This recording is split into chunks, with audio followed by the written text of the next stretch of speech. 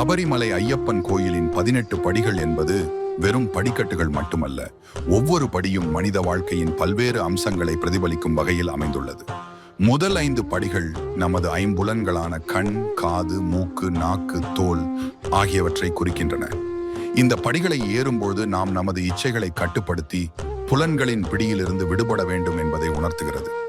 அடுத்த 5 படிகள் மனிதனின் 6 அசுர குணங்களான காமம், கோபம், பேராசை, மயக்கம், அகந்தை ஆகியவற்றை குறிக்கின்றன.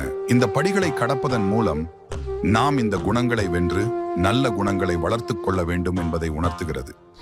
11ஆம் படியிலிருந்து 15ஆம் படி வரை பஞ்சபூதங்களான பூமி, நீர், தீ, காற்று, ஆகாயம் ஆகியவற்றை குறிக்கின்றன. இறுதியாக 16ஆம், 17ஆம், 18ஆம் படிகள் முறையே அறியாமை, ஆனந்தம், மோட்சம் ஆகியவற்றை குறிக்கின்றன.